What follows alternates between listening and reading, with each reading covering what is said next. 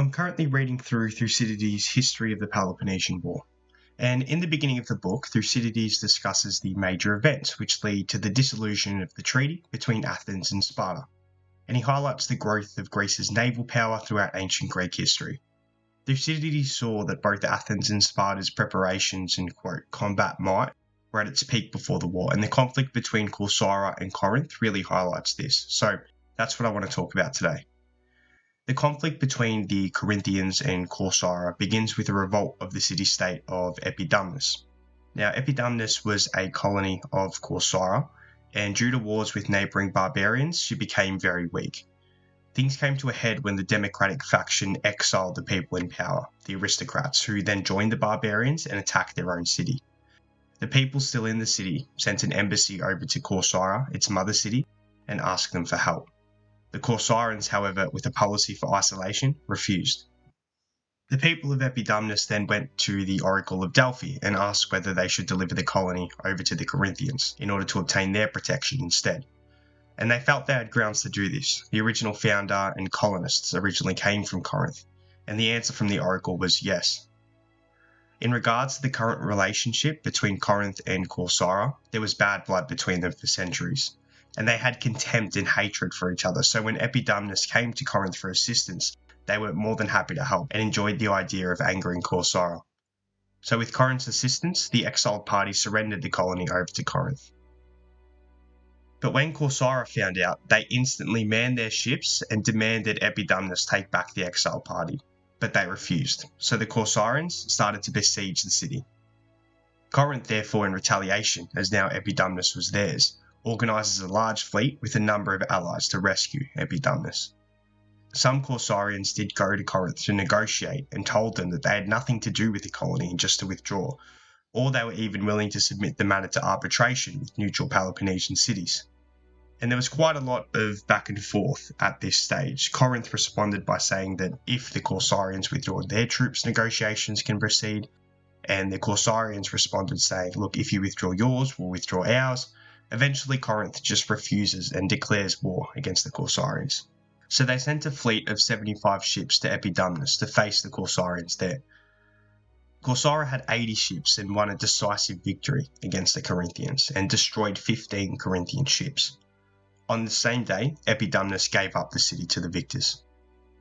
Angered by Corinth's decision to declare war, Corcyra then sails to the allies of Corinth and the Corinthian colonies and attacks their cities, which continues for over a year.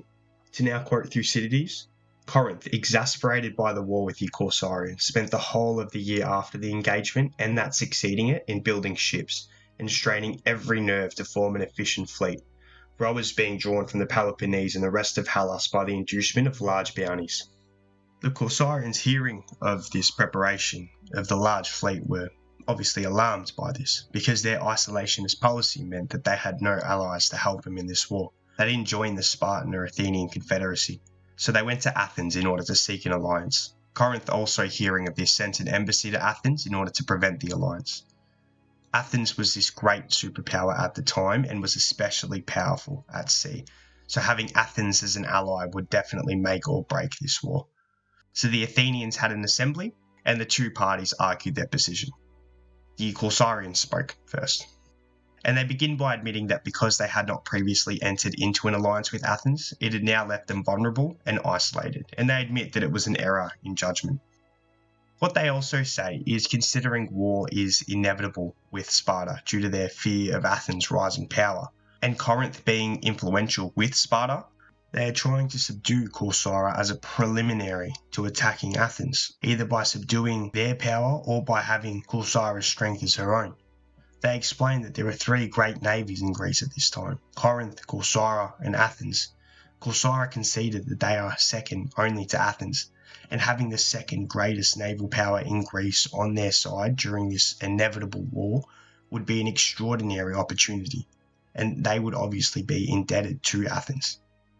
So the Corcyrians' theme of this speech is, you need this alliance just as much as we need this alliance. This would be beneficial to both parties here.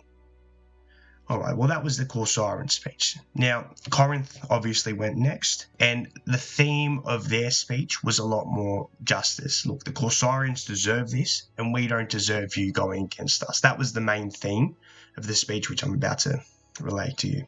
They say, look, if you wish to get yourself involved, join us and attack them. Corinth is at least in treaty with Athens at the time, whereas Corcyra, you were never even in a truce. And they reminded Athens of their past support for them against Samos. They say, look, return like for like against the Corcyrians, because up till now, they have done nothing for you. To quote the Corinthians, weigh well these considerations, and let your youth learn what they are from their elders, and let them determine to do unto us as we have done unto you. Athens, however, with a view to the upcoming war, decide to ally with Corcyra, but only a defensive alliance, as it doesn't breach any existing treaty with the Peloponnese. As they knew war was inevitable with the Peloponnese, no one was willing to see a naval power of such magnitude as Corcyra sacrifice to Corinth, an ally of Sparta. And due to its strategic location as well, lying on a coasting passage to Italy and Sicily, Athens had major interest in that part of the world, which we'll see later on in this book. So the Athenians send 10 ships to Corcyra with the instructions to avoid fighting with the Corinthian fleet except if they threaten an invasion. Meanwhile, the Corinthians and her allies completed their preparations and advanced to Corcyra with 150 ships. Corcyra manned 110 ships and stationed themselves in the Sybota Isles. Thucydides here notes that this is the largest battle ever between two Helletic states up to that point. So taking 2 days' provisions, the Corinthians sailed by night, and with the dawn they sighted the Corcyrian fleet. Both sides formed a battle order. Now the battle began, and the Corinthians were getting the upper hand on the right wing against the Corcyrians. So then the Athenians, as they were instructed to do, stepped in and helped. The Corinthians still continued to beat back the fleet, and just as they were about to engage in another battle which was likely to destroy the Corcyrians and even threaten an invasion, they start backing water. The Corcyrians are understandably confused by this until they see 20 Athenian ships coming over the horizon, which were sent from Athens just in case something like this were to occur. So the Corinthians back off and back home, and that was the Battle of Sybota. Both sides claimed victory. The Corinthians claim, well, look, we were winning up until that point. And the Corcyrians say, well, look, you never invaded us. We never lost, so we won. Either way, after the Battle of Sybota, the war lost its intensity. This event, relatively minor, considering what's to come, contributed to the outbreak of the Great Peloponnesian War 2 years later, in which Corcyra fought on the side of the Athenians and Corinth on the side of the Spartans. Either way, this was the first cause of the war, and everyone felt that the treaty between the Peloponnese and the Athenians was broken after this event. Thank you for listening, guys. If you can tell something's different in my voice, it's because I've got a little bit of a cold at the moment. Hopefully that hasn't come through too much in the audio. But thanks for listening. If you've got any comments, if you'd like to correct me, please do so. Thanks a lot.